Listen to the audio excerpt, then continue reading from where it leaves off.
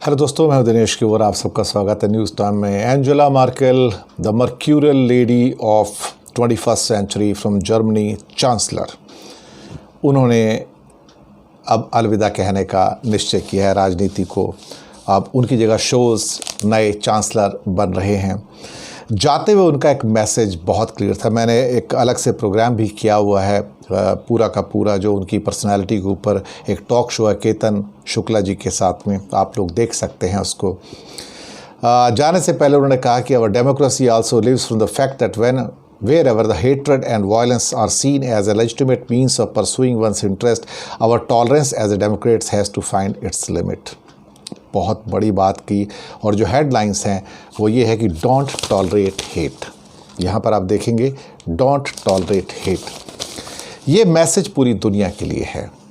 ये मैसेज पूरी दुनिया के साथ साथ भारत के लिए भी है, इसलिए कि भारत के अंदर भी हेट बढ़ रही है, नफरत घृणा बढ़ रही है एक दूसरे के प्रति, समुदायों के प्रति, धर्मों के प्रति। एंजेला मार्केल एक मदर होने के नाते, उनको मदर ही कहते हैं सारे के सारे वेस्ट जर्मनी में, वेस्ट जर्मनी का अब तो जर्मनी ही है, तो उनको हमेशा एक रोल मॉडल के रूप में देखा जाता है, एक ममतामयी माँ के रूप में देखा जाता है, एक डिसीजन मेकर के रूप में देखा जाता है, जिसने यूरोप को एक पूरा का पूरा यूनिफाई किया। एक तरह से पूरी की पूरी यूरोप की वो इंस्पिरेशन थी। जब भी कोई घटना होती थी सबसे पहले एंजेला मार्केल को देखा जाता था कि उनके क्या विचार हैं। She was the, you can say, guiding spirit. She was also the, you can say, the torch of the Europe। और उन्होंने जो कुछ भी हासिल किया है वो अपने आप में एक एक्स्ट्रा ऑर्डिनरी है। इवन बाइडन ने जब शपथ ली थी यूनाइटेड स्टेट्स के ख़ास तौर से प्रेसिडेंट बनने के बाद, तो जब उनसे पूछा गया था कि आपका पहला फ़ोन कॉल किसका होगा, जो उनके स्टाफ ने पूछा था, and he said undoubtedly it has to be to the Angela Merkel. ये उनकी अहमियत है, ये उनकी इम्पोर्टेंस है। उनका जाना दुनिया के अंदर एक अच्छी लीडरशिप का बहुत बड़ा वैक्यूम होना है।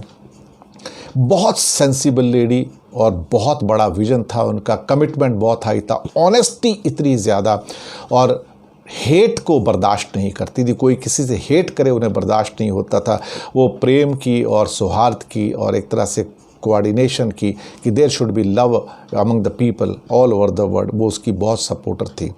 इसलिए वो कई बार उनके विचार ऐसे होते थे दूसरे लोग सहन नहीं कर पाते थे, but she was always firm on these thing that we must not tolerate the hate. Hate को बाहर निकालना है।